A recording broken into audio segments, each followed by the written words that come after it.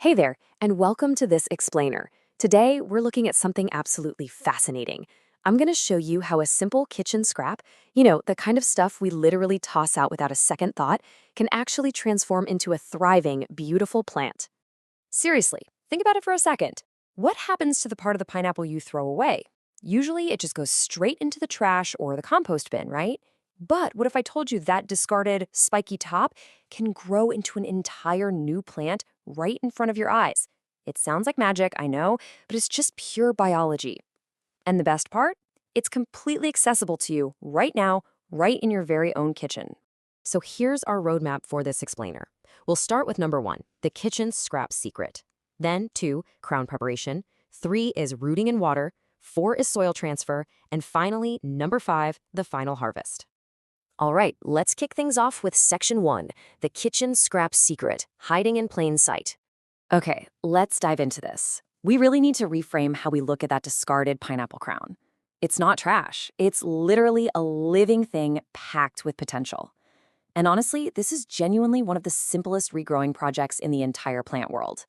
If you've ever felt, a little intimidated by gardening, let me reassure you right now, understanding the science of growth requires absolutely zero prior expertise. Nature really does do the heavy lifting for us here. Before we get into the nitty-gritty details, let's just take a quick high-level bird's-eye view of the actionable steps. It boils down to just 3 main things. Step 1, prep the crown. Step 2, root in water. And Step 3, plant in soil.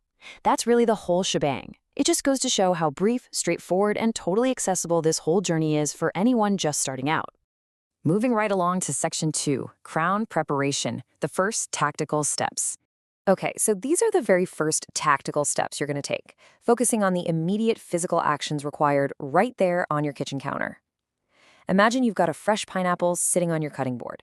Instead of chopping the top off with a knife, you're going to grab the body of the fruit with one hand and the spiky green crown with the other. Then you just twist it cleanly. You'll actually hear this really satisfying snap as it separates from the fruit.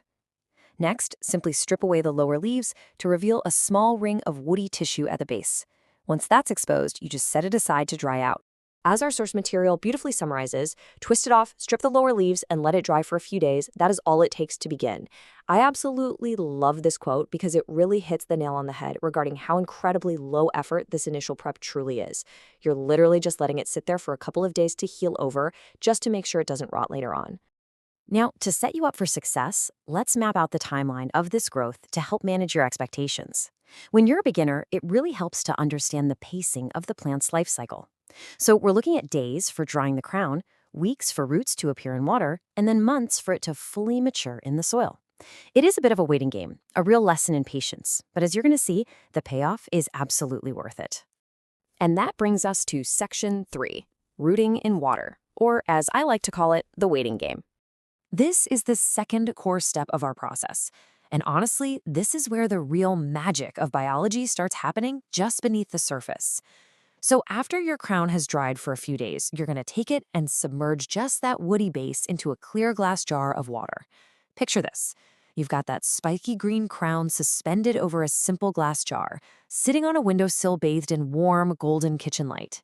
And then you just watch and wait for those very first tiny signs of life. Now what's really interesting is what you'll actually start seeing emerge: root nodules. Basically, these are tiny white formations that pop up on that woody base. Over a period of weeks, you'll see these little nodules emerge and then rapidly elongate into these thread-like branching roots that stretch and spread all the way downward into the clear water. It's incredibly satisfying to monitor day by day. Let's look at this wonderful quote from our source. They note, "Within weeks, roots appear from nowhere, reaching down into the water, searching for a place to grow." I mean, that perfectly captures the almost magical acceleration of growth here. As those delicate roots branch out and start filling the jar, you can visibly see the plant eagerly seeking out its permanent home. Which leads us perfectly into section 4, soil transfer, moving to the earth. All right, so this is the third step from our initial agenda. It marks the moment we transition our pineapple plant from its temporary glass jar into a much more stable, long-term environment. For this stage, you're going to want to grab a nice terracotta pot filled with dark, rich soil. You take your rooted crown out of the water, place it right in the center of the pot, and gently press that dark soil around the rooted base. This physical transfer process, patting the soil down with your fingers to secure those newly formed roots, it's an immensely satisfying tactile step. You are actively planting your kitchen scrap. So, the crucial point here is knowing what to actually look for next.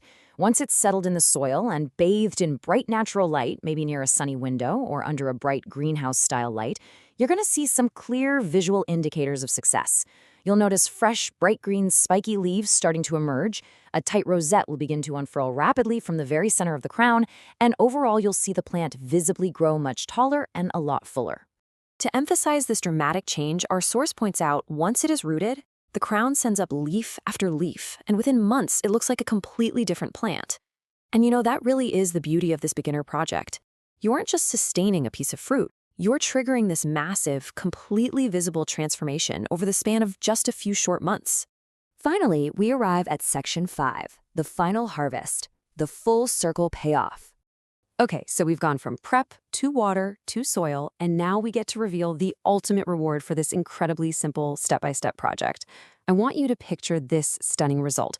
Your plant is now a mature, thick rosette of sharp green and red-tinged leaves sitting out on a sunlit patio. As the warm golden hour light hits the foliage, you look into the very center of the plant, and right there, surrounded by a crown of tiny, beautiful purple flowers, a small, brand new pineapple fruit is actually beginning to form.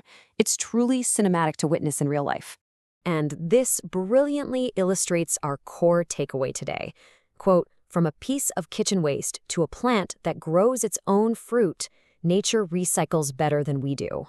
It's just such a powerful reminder of sustainability, of nature's incredible efficiency, and honestly how much potential is locked inside the things we usually just throw away without a second thought. Nature really does recycle perfectly, doesn't it? Which leaves us with this final thought. What else is hiding right now on your kitchen counter? If a spiky, discarded top can become a whole new fruiting plant, it kind of makes you wonder what other secrets of growth are just waiting for a glass of water and a little bit of patience. Thank you so much for joining me on this explainer. I really hope you enjoyed learning about this simple step-by-step process of pineapple regrowth. Now go check your fruit bowl.